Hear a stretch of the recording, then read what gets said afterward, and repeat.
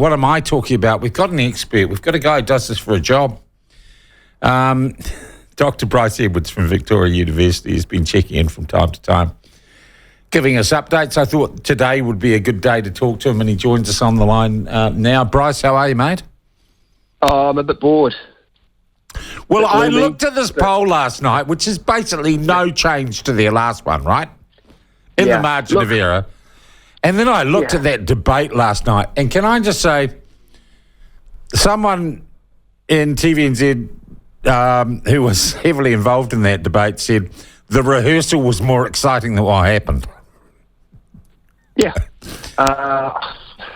I don't know, everyone's interested in this debate because it's the first real, clash between these relative novices. But no, I think everyone would have been fairly underwhelmed. And looking at all the commentary that's come out on it, it has mostly got the thumbs down. This is a tired Well, Luxon won. The other problem, I think, for mainstream media, Bryce, is Luxon won it, hands down. I'm sorry, I've talked to a lot of people who've been doing this a long time, and he did. But the commentators and the mainstream media just cannot bring themselves to say that because it goes against their narrative. Well, he looked more pro-ministerial. Funny. That's the word, everyone. I've been talking to you. He looked like he was the Prime Minister. Yeah, but he still wasn't terribly inspiring. I don't think that would have shifted those opinion polls. We keep on talking about what's going to, shift people's opinions and, the debate about the so-called fiscal hole in National's policies, and then about whether these leaders' debates will, shift the dial for Labour or National or whoever. And none of it does. People decided a long time ago that they were going to vote out this current government, that they weren't too inspired by National, but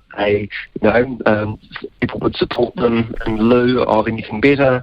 But of course the minor parties, a bit getting good looking.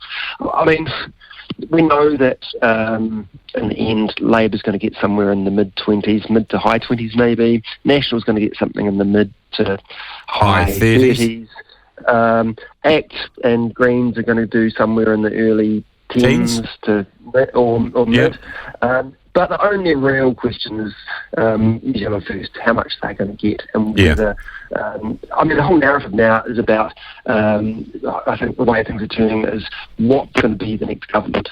People know it's going to be National-led, but what's... So you think people have accepted there will be change? I don't know if you saw today, but Mahario... we've just been talking about that. We're trying to get him on the line. If you've got a number for him, flick it to Ben. We're trying to get Greg on, because I also think there's and I've known Greg for many years, back when he was Police Association spokesperson. He's a straight shooter. He's an absolutely straight shooting guy, and he's a genuine guy. And I find it quite refreshing for someone in politics. We're going to say we're going to get our bottoms whipped. Yes, indeed. I think he's probably speaking from a place of self-interest, because he's now trying to save his own, his own seat by getting people to vote for him. What's he standing again? He was standing again. He is running against Nicola, Yeah, so he wants to win that seat, and he's telling people essentially, well, maybe vote National, but give me your electorate vote. So, they wouldn't do that, would they? They wouldn't be that cynical.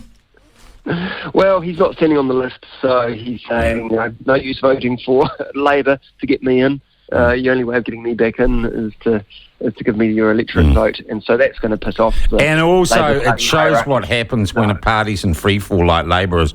It is every man to himself. Loyalty and unity go out the window as incumbents scramble to save their souls. I've been surprised more this unity hasn't occurred under Labour. So they've done a pretty good job of holding things together. We'll see what happens after the election. It's going to be a fascinating, for me at least, especially being a lefty, I'm just going to be really interested to see what happens in Labour and the left about how they explain this massive defeat. What went wrong? So it's it started years ago. I can tell you, Bryce. I'll sit down and tell you one day. No, but you tell me what they're going to say is going to be. They're going to say National bad, Labour good. We were robbed. It's not a legitimate election. They're I don't all think that's a fascists. They're all white election. supremacists. That's what they'll Yeah, say. there'll be a lot of culture war sort of justifications. There'll be a lot of blaming of the media. I think there'll be a lot of blaming of the public. The public are prejudiced or whatever. I mean, I look at this, to be honest, Bryce. I say this is a bad result for Labor. Imagine how much worse it would be if they actually had a media that wasn't biased in their favour. Yeah, I think at times the media has been very soft on this government, but I think the tide did turn a while ago and they're a bit more scrutinising of what Labor's been doing. So I'm not so sure you're right on that, Sean. But I think the media, like the public, have sensed that the tide's They've going sniffed out. that there's a change. Yeah. Yeah.